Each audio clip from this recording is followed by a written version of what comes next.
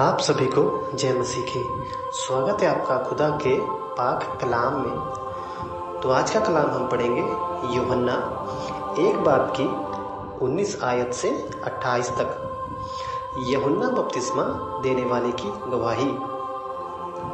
तो खुदा का कलाम कहता है, यूहन्ना की गवाही ये है कि जब यहूदियों ने यरूशलेम से याजकों और लेवियों को उससे ये पूछने के लिए भेजा, तू कौन है, तो उसने ये मान लिया और इनकार नहीं किया, परंतु मान लिया मैं मसीह नहीं हूँ। तब उन्होंने उससे पूछा, तो फिर कौन है, क्या तू एलिय्याह है?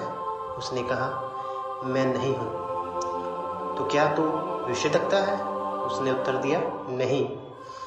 तब उन्होंने उससे पूछा, फिर तू है कौन, ताकि हम अपने भेजने वाले को उत्तर दें। तू अपने विषय में क्या कहता है? उसने कहा, जैसा यशायाह भविष्यद्वक्ता ने कहा है, मैं जंगल में एक पुकारने वाले का शब्द हूँ कि तुम प्रभु का मार्ग सीधा करो। वे फरीसियों की ओर से भेजे गए थे। उन्होंने उससे ये प्रश्न पूछा, यदि तू न मसीह है और न एलिय्याह है और न भविष्यद्वक्ता है, तो फिर बपतिस्मा क्यों देता है? यूहन्ना ने उत्तर दिया, मैं तो जल से बपतिस्मा देता हूँ, परंतु तुम्हारे बीच में एक व्यक्ति खड़ा है जिसे तुम नहीं जानते, अर्थात मेरे बाद आने वाला है। उसकी जूती का बंध मैं खोलने के योग्य नहीं। ये बातें यरदन के पार बैतनिय्याह में हुई, जहाँ यूहन्ना बपतिस्मा देता था। परमेश्वर का मेमना। दूसरे दिन उसने यीशु को अपनी ओर आते देखकर कहा, देखो, ये परमेश्वर का मेमना है जो जगत का पाप उठा ले जाता है। आमीन। ये वही है जिसके विषय में मैंने कहा था, एक पुरुष मेरे पीछे आता है जो मुझसे श्रेष्ठ है, क्योंकि वह मुझसे पहले था।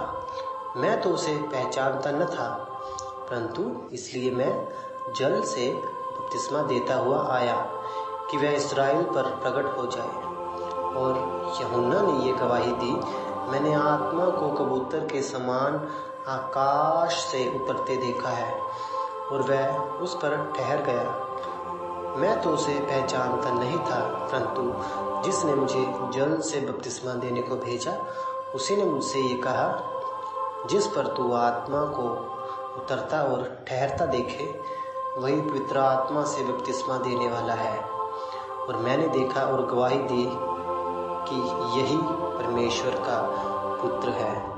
आमीन। आज का वचन पढ़े और सुने जाने पर आप सबको बरकत और आशीष मिले। आप हर तरह के दुखों से छुटकारा पाए, हर तरह की तंगी से, फाइनेंशियल प्रॉब्लम से छुटकारा पाए। प्रभु यीशु मसीह के नाम से आप सबको बरकत मिले। आप सभी को जय मसीह की।